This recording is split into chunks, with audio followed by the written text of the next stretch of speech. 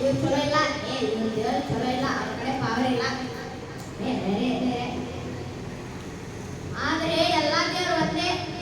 ಏನು ಬ್ಯಾರೆ ಚಲೋ ಇಲ್ಲ, ಏನು ಬ್ಯಾರೆ ಕೆಟ್ಟ ಐತಿ ಅದೆಲ್ಲ ಅನ್ಬೇಡ.